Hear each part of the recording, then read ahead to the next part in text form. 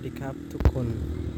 สวัสดีครับท่านผู้ชมอย่าลืมกดไลค์กดติดตามช่อง YouTube นะครับพามาดูสาลีของเขาเจ้าปลูกเนาะถือว่าก็จะประมาณนี้ต้นใหญ่มากสวนสาลีเนาะปลูกแล้วก็ถ้ามันเป็นมาต้มเนาะต้ม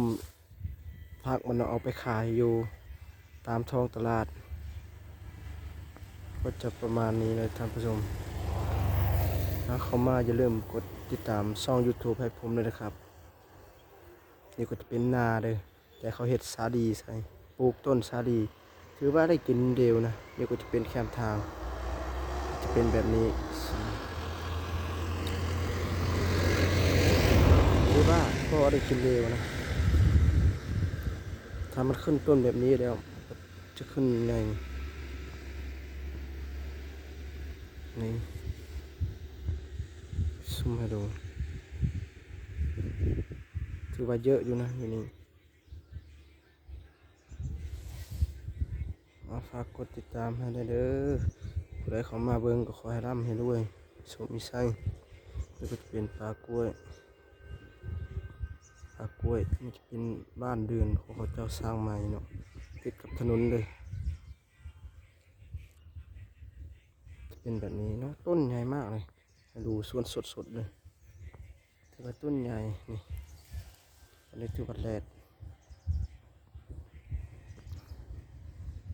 มาเบิ่งทางนี้ก็เตือมักแตงหรือว่าต้นสาลี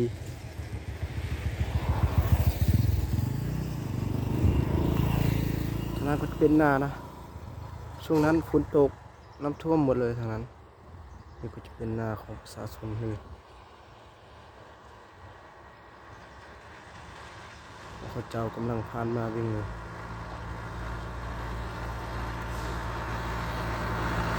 ประมาณนี้นะ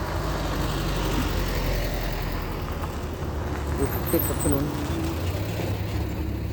ทาง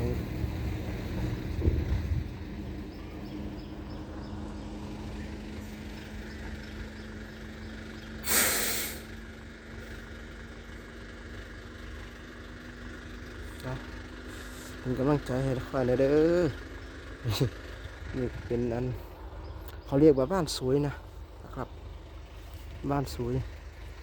เมืองเวียงใสแข็งว่าพันดาวบ้านสวยตอนนี้ก็อยู่ที่บ้านสวยคนขับรถการมาโอ้คุยเลยเป็นคนร้ายเยอะอยู่คนความเยอะอยู่มาพามาดูทางนี้เป็นต้นมะแตงทางนี้ต้นมะแตงเลยทางนั้นก็มะแตงจะให้ดูปลานะครับปลาจะเป็นแบบนี้